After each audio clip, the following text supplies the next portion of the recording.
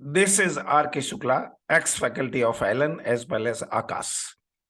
बच्चों, अभी हम लोग बात करने जा रहे हैं असर्शन और रीजन वाले क्वेश्चन के जो पेपर मैंने आपको दिया था उसके आंसर और डिस्कशन के बारे में।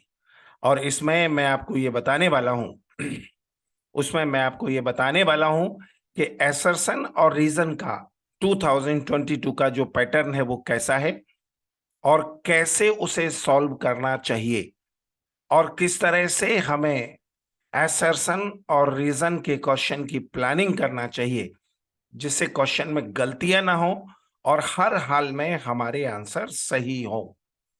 तो इसमें बहुत सारी टेक्निक मैं आपको बताने वाला हूं असर्शन और रीजन के लिए। तो वीडियो के साथ रहिए और आखिरी समय तक, आखिरी क्वेश्चन तक वीडियो के साथ रहिए। चलिए हम बात करते हैं असर्शन और रीजन के सॉल्यूशन के बारे में।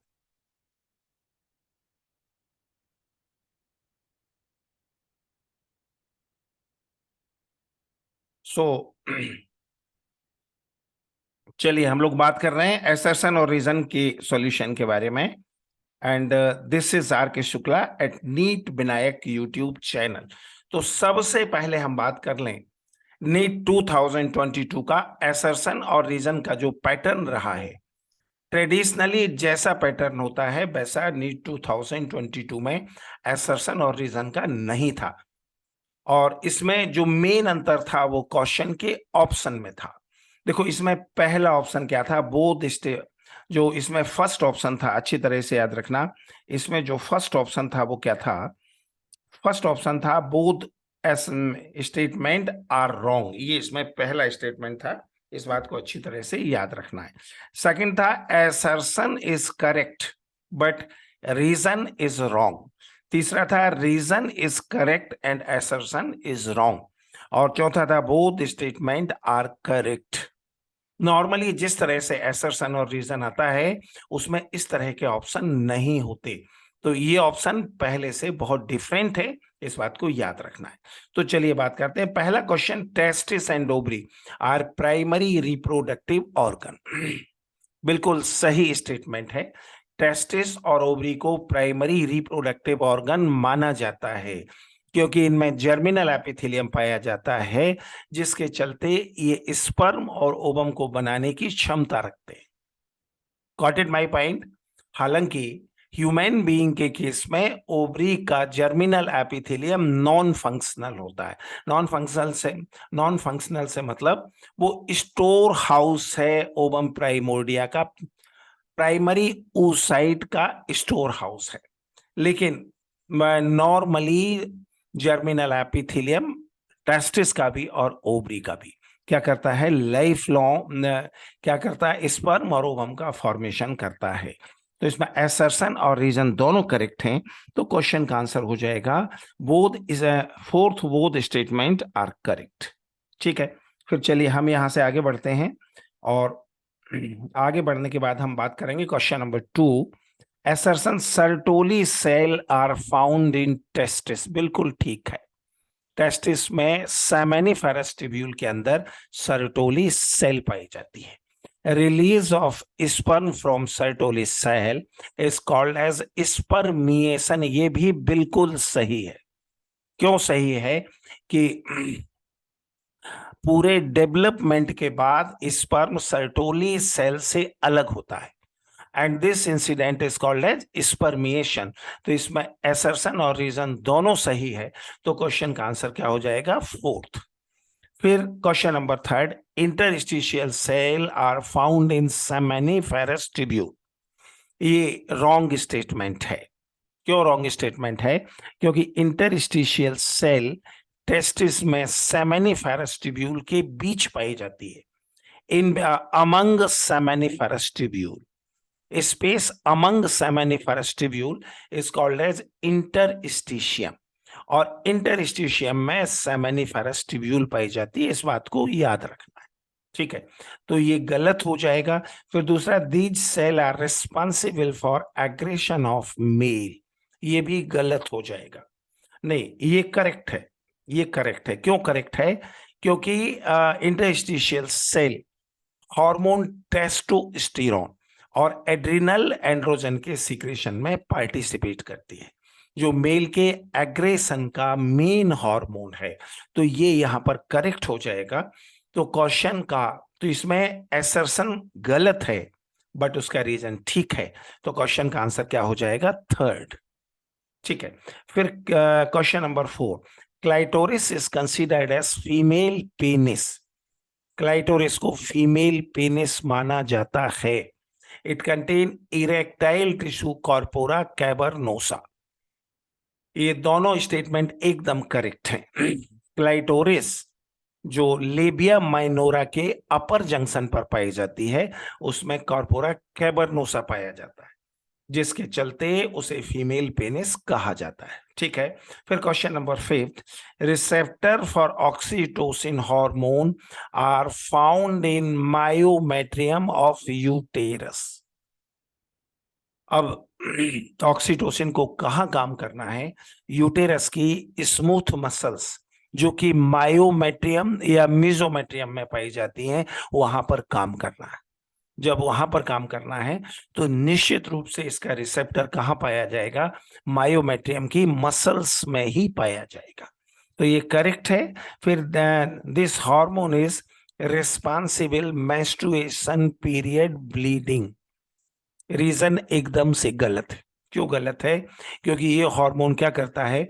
Contraction of smooth muscles of uterus करता है। ठीक है ना, उससे क्या होता है? और contraction of smooth muscles of uterus से क्या होता है? चाइल्ड बर्थ या पार्चुरेशन होता है। जहां तक सवाल मेंस्ट्रुएशन पीरियड ब्लीडिंग का है, तो इसके लिए कौन सा हार्मोन रिस्पॉन्सिबल है? Lacking of hormone progesterone. Hormone progesterone की कमी इसके लिए रिस्पॉन्सिबल है, क्योंकि प्रोजेस्टेरोन यूटेरस की एंडोमेट्रियम को सस्टेन करने वाला हार्मोन है। मेंस्ट्रुएशन साइकिल के लास्ट वीक में कॉर्पस ल्यूसियम के डिजनरेशन के कारण प्रोजेस्टेरोन का सीक्रेशन कम हो जाता है, जिसके चलते एंड्रोमेट्रियम का क्या होता है? डिजनरेशन होता है और उसके चलते ब्लीडिंग होता है। तो इसमें एसर्शन करेक्ट है, रीजन रॉन्ग है, तो आंसर हो जाएगा सेकंड। फिर question number 6, outer layer of ovary is called as germinal epithelium. अगर हम ह्यूमन बीइंग का ओवरी का बात करें तो उसका आउटर लेयर निश्चित रूप से जर्मिनल एपिथेलियम होता है। तो ये करेक्ट स्टेटमेंट है। फिर this layer take part in oogenesis life long, ये गलत हो जाएगा। दो वजह से ये गलत हो जाएगा। एक तो in case of human being germinal epithelium oogenesis में पार्टिसिपेट नहीं करता। ठीक है, वो केवल प्राइमरी ओसाइट को, उगोनिया को स्टोर करने का काम करता है, जिसे कौन बनाता है? एम्ब्रियोनल यॉर्क सैक, एलेंटॉयस जैसी एक्स्ट्रा एम्ब्रियोनिक मेम्ब्रेन उसको बनाने का काम करती है। तो पहली बात तो यह है कि ये oogenesis में पार्टिसिपेट करता है, बट वैसा पार्टिसिपेट नहीं करता जैसा कि जर्मिनल एपिथेलियम को करना चाहिए। दूसरी बात क्या है? दूसरी बात, ह्यूमन के केस में फीमेल में 50-52 की उम्र में oogenesis का स्टॉपेज हो जाता है, सीसेशन हो जाता है। और oogenesis का सीज होना क्या कहलाता है? याद रखना, मीनोपॉज। तो इसमें जो पहला स्टेटमेंट है वो करेक्ट है और दूसरा रॉन्ग है। तो आंसर क्या हो जाएगा? इसमें आंसर हो जाएगा, याद रखिए, सेकंड। फिर हम बात करते हैं फर्दर क्वेश्चन के बारे में। Question number 7, a secondary spermatocyte is first haploid phase of spermatogenesis। बिल्कुल करेक्ट स्टेटमेंट है, करेक्ट स्टेटमेंट है। याद रखना कैसे करेक्ट है, ये करेक्ट स्टेटमेंट है। और कैसे करेक्ट है ये जाने कि प्राइमरी oocyte जो लास्ट डिप्लॉइड सेल है स्पर्मेटोजेनेसिस के दौरान, उसमें जब मियोसिस फर्स्ट होता है तो फर्स्ट हैप्लॉइड सेल बनता है जो कि सेकेंडरी स्पर्मेटोसाइट। ठीक है, it is formed by meiosis second in spermatocyte. यहां पर यह बात गलत हो जाती है, क्योंकि मियोसिस सेकंड से स्पर्मेटोजेनेसिस के दौरान स्पर्मेटिड बनता है और सेकेंडरी स्पर्मेटोसाइट किससे बनता है? मियोसिस फर्स्ट से। तो यहाँ पर assertion करेक्ट है, रीजन रॉन्ग है, आंसर हो जाएगा सेकंड। फिर question number 8, spermatid is last haploid phase during spermatogenesis. ठीक है, स्पर्मेटोजेनेसिस के दौरान लास्ट हैप्लॉइड फेज है। ये गलत स्टेटमेंट। क्यों गलत है? क्योंकि लास्ट हैप्लॉइड फेज कौन सा है? Spermatid is consist of head, neck, middle piece and tail. ये याद रखिए, ये चारों स्पर्म के पार्ट है, स्पर्मेटिड में ये नहीं होते। तो इसमें एसर्शन और रीजन दोनों रॉन्ग है, आंसर क्या हो जाएगा? फर्स्ट। फिर question number 9, entry of acrosomal filament in oocyte stimulate anaphase second. बिल्कुल ठीक बात है। जब सेकेंडरी oocyte में एक्रोसोमल फिलामेंट का एंट्री होता है और जब ये कोरोना रेडिएटा को पार करता है, जूना पेलुसिडा को पार करता है और सेकेंडरी oocyte के स्पर्मेटो उसके साइटोप्लाज्म में पहुंचता है। अच्छी तरह से याद रखना ये सारी बातें। जब ये वहां पहुंचेगा तो वहां पहुंचने के बाद क्या होगा कि मेटाफेज प्रमोटिंग कॉम्प्लेक्स डीएक्टिवेट हो जाएगा और एनाफेज प्रमोटिंग कॉम्प्लेक्स एक्टिवेट हो जाएगा, जिससे मियोसिस सेकंड कंप्लीट होगा। फिर meiosis second result in formation of ovum in ovary, ये भी करेक्ट। मियोसिस सेकंड से सेकेंडरी oocyte ओवरी में ओवम में बदल जाता है। तो इस क्वेश्चन का आंसर, ये इसमें एसर्शन और रीजन दोनों करेक्ट हैं, तो आंसर क्या हो जाएगा? आंसर हो जाएगा fourth. Question number 10, formation of primary oocyte is take place before birth. Primary oocyte का जो फॉर्मेशन है ये बिफोर बर्थ हो जाता है, बिल्कुल ठीक बात है। पर ovary about 2 million primary oocyte बन जाते हैं और वो जो है eight the time of birth पाए जाते हैं। फिर बर्थ से लेकर मेंस्ट्रुएशन प्यूबर्टी तक, मतलब मेंस्ट्रुएशन साइकिल शुरू होने तक, इनमें से अधिकांश का डिजेनरेशन हो जाता है और पर ओवरी 60,000 टू 70,000 प्राइमरी oocyte बच रहते हैं और ये इंसिडेंट क्या कहलाता है? Follicular atresia. तो afterwards degeneration of oocyte is called as follicular atresia. तो इसमें एसर्शन और रीजन दोनों करेक्ट हैं, तो आंसर क्या हो जाएगा? आंसर हो जाएगा फोर्थ। फिर question number 11, cleavage result in formation of early morula in fallopian tube. बिल्कुल करेक्ट बात है। क्लीवेज क्या करता है?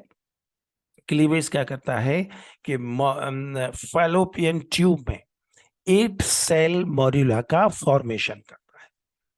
8 सेल मॉड्यूला को मॉड्यूला का इनिशियल फेज माना जाता है। फिर ये 8 सेल मॉड्यूला कहाँ जाता है? ये यूटेरस में एंटर करता है और वहां से 16 सेल मैच्योर मॉड्यूला बनकर तैयार हो जाता है। तो यहाँ पर एसर्शन और रीजन दोनों करेक्ट हैं, तो आंसर क्या हो जाएगा? यहाँ पर इसका आंसर हो जाएगा फोर्थ। ठीक है।